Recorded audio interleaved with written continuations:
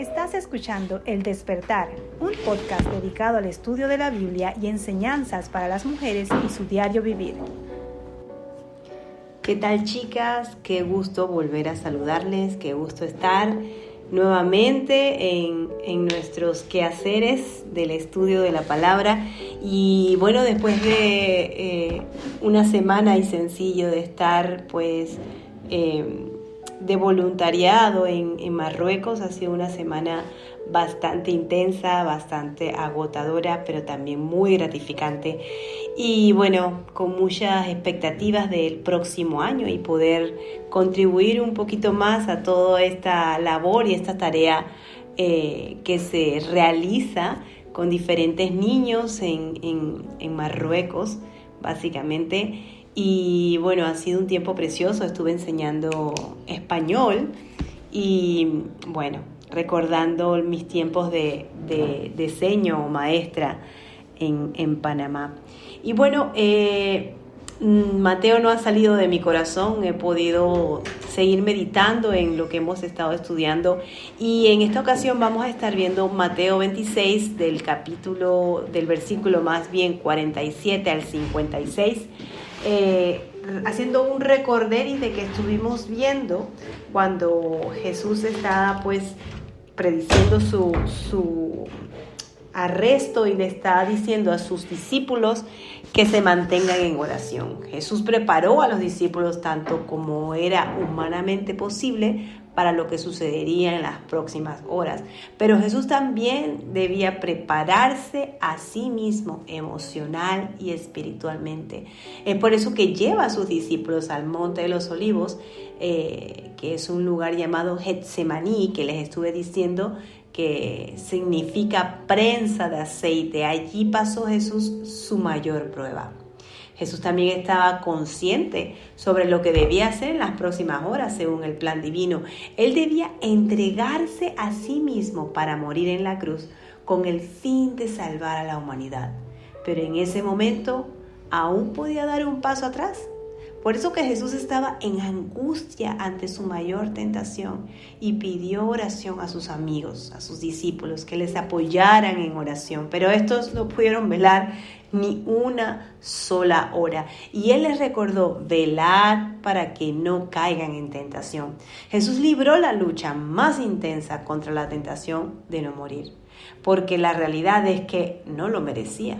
Él no merecía esta muerte tan horrenda a causa tuya y a causa mía. Pero Él se sometió a la obediencia y a la voluntad de su Padre hasta la muerte. Y bien, ahora vamos a leer los versículos de este estudio que hoy nos corresponde. Y es el versículo 47 en adelante, que dice así: arresto de Jesús. Mientras Jesús estaba todavía hablando, Judas, uno de los 12, llegó acompañado de una gran multitud con espadas y palos, de parte de los principales sacerdotes y de los ancianos del pueblo. El que lo entregaba les había dado una señal diciendo: al que yo bese, él es el que pueden prender. Enseguida se acercó a Jesús y dijo: salve, Rabí, y lo besó. Amigo, lo que viniste a hacer, haz lo que viniste a hacer. Y dijo Jesús entonces a ellos, acercándonos, echaron mano a Jesús y lo arrestaron. Y uno de los que estaba con Jesús extendió la mano, sacó su espada e hiriendo al siervo del sumo sacerdote, le cortó la oreja. Entonces Jesús le dijo: vuelve tu espada a su sitio, porque todos los que tomen a espada perecerán. ¿O piensas que no puedo rogar a mi Padre y Él pondría a mi disposición ahora mismo más de 12 legiones de ángeles? Pero, ¿cómo se cumpliría entonces las Escrituras que dicen que así debería ser? En aquel momento Jesús dijo a la muchedumbre: como contra un ladrón ha salido con espada y palos para asegurarse de que me arrestaban. Cada día me sentaba en el templo para enseñar y no me prendieron. Pero todo esto ha sucedido para que se cumpla las escrituras de los profetas.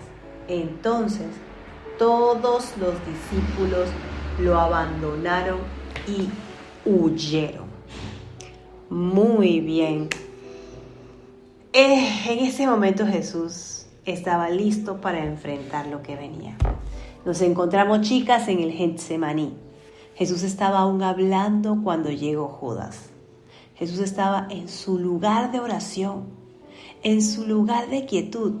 Y Judas conocía perfectamente este lugar, pues en otras ocasiones él mismo había estado allí. Judas llegó con gente del gobierno, con gente influyente, que a escondidas y sin que nadie se diera cuenta fueran tras de él. Lo hicieron en secreto, para que precisamente no se levantara una turba. Curiosamente, esto se me asemeja a lo que ocurrirá en los últimos días. Habrá una autoridad gubernamental que regirá todo el mundo y se volverá en contra de todo lo que rija la verdad de Cristo. Y los que tengan esa verdad serán aquellos que han permanecido fieles a su palabra y en oración, para poder estar prestos, chicas, y discernir lo que viene de Dios y lo que no viene de Él. ¿Cuán duro debe ser ver venir a alguien cercano para traicionarte? Judas usó una señal de afecto y de cercanía, un beso. Él estaba siendo gobernado por Satanás. Pero no nos vayamos tan lejos. Tal vez dirías, Judas es de lo peor, pues él decidió traicionar a Jesús por 30 monedas de plata. ¿Cómo pudo haber hecho esto a su amigo? Déjame decirte, el título de hoy que le he colocado esto es tan parecidos a Judas. Así le he colocado. ¿Y sabes por qué? Porque tú y yo no somos tan diferentes a Judas, ya que cuando nos rebelamos contra los mandamientos, cuando hacemos lo que nos da la gana, en vez de hacer lo que Dios quiere para nuestras vidas, cuando no seguimos sus instrucciones y somos desobedientes y estamos permitiendo también que Satanás gobierne nuestras vidas, cuando por pereza no leemos nuestra Biblia, no oramos y cuando no nos congregamos, cuando hablas mal de tu hermano, cuando no amas a tu prójimo, también estás besando la mejilla del Mesías, cambiándolo no por monedas, pero sí por todas estas cosas que te alejan de su presencia. Lo cambias por más tiempo en tu móvil que en vez de estar en su presencia. Lo cambias por un día de playa o de quedarte en la cama porque estás muy cansada por no ir a su casa a escuchar la palabra. Cuando no diezmas, teniéndolo también para hacer, lo estás cambiando por tus deleites que por sus instrucciones. Nosotras no somos tan diferentes a Judas. Judas lo saludaba con hipocresía, lo alababa. Era un experto en la mentira. Decía una cosa y hacía otra. ¿No te parece familiar a muchos cristianos que profesan serlo, pero sus acciones son otras? No podemos decir que somos cristianas y mentimos. No podemos decir que somos cristianas y no somos honestas. No podemos decir que somos cristianas y decimos palabras soeces, tacos o palabras sucias, no sé cómo lo dirían en tu país. No podemos decir que somos cristianas y no escudriñamos su palabra. No podemos decir ser cristianas y no nos congregamos. Chicas, no podemos decir que somos cristianas y estamos en pleitos, griterías y contiendas. No podemos decir que somos cristianas y no amamos a nuestros hermanos de la fe. No somos tan diferentes a Judas. Judas era gobernado por la avaricia, el amor, el dinero. Hoy en día esto sigue persistente en la vida de muchas que dicen ser cristianas, queriendo tener dinero solo para sus deleites, queriendo tener dinero para compras y más compras, queriendo tener dinero para aparentar, queriendo tener maridos solo para que las sacien de la sed de comprar y de mantenerlas sin trabajar y así según ellas felices, ¿no? Hoy en día el amor al dinero está en los corazones de muchos que dicen ser hijos de Dios, que teniendo buenos trabajos y buenas casas prefieren tener bien acomodados incluso a mascotas en vez de extender su mano y dársela al necesitado. Vemos en esta escena cómo llega esta turba de personas por atrapar a Jesús. En medio de lo acalorado que debió haber sido este momento, encontramos a un Jesús lleno de amor y de gracia. No solo recibiendo a Judas con el amor de un verdadero amigo, sino sanando al hombre que Pedro le corta la oreja. ¡Cuánto amor! De verdad que solo de imaginarlo veo cuánto me falta más el carácter de Jesús en mi vida. Y que por supuesto que anhelo. Solo imagina a este hombre que venía a hacerle mal a Jesús, venía a prenderlo. Sin embargo, Jesús, en vez de decir, mira, sé que se quede con esa oreja sangrando, no, hace todo lo contrario, reprende a Pedro y le restaura por completo la oreja. ¡Qué impresión tan grande! ¡Qué impresión tan grande de veras se llevaría a este hombre al verse sanado! ¿Qué le diría a los principales al llegar? Porque de seguro quedaría impactado con el milagro que acababa de recibir, de aquel que él pretendía aprender. ¿Qué haría si los de Sanedrín escucharan este testimonio? ¿Qué harían? ¿Lo escucharían? ¿O persistirían en su rebeldía y necedad? Ahora te hago a ti la misma pregunta. ¿Escucharás la palabra de Dios y responderás en obediencia o persistirás en tu rebeldía? Hoy te animo a tener menos de Judas y más de Jesús, decidiendo vivir la vida de manera que actúes en cumplimiento con su palabra. Debemos ser mujeres fieles y permitirnos ser instrumentos de Dios. Al final de estos versículos vemos la realidad triste. Por falta de la perseverancia en la oración, los discípulos terminaron abandonando a Jesús.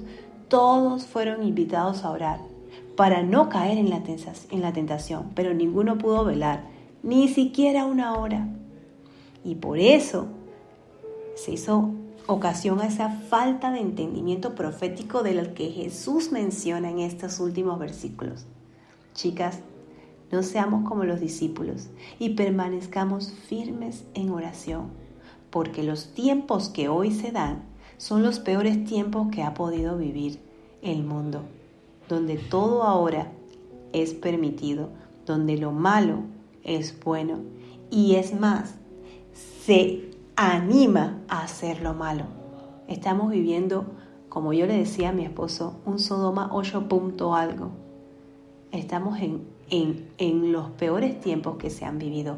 Y la única manera, como lo mencioné en el estudio anterior, para que tú puedas estar apercibida de lo que se está dando y que cuando vengan los tiempos de persecución que hemos estado hablando, puedas resistir la tentación, es que hoy te llenes de su presencia, hoy estés presta para estudiar su palabra, para que el Espíritu Santo te llene y puedas discernir los tiempos que se están dando. Hoy te animo de veras a tener menos de Judas y más de Jesús. Nos vemos mañana en nuestro segundo, o más bien en nuestro casi ya últimos versículos del libro de Mateo, que ha sido tan interesante este capítulo 26 y tan enriquecedor. Hasta mañana.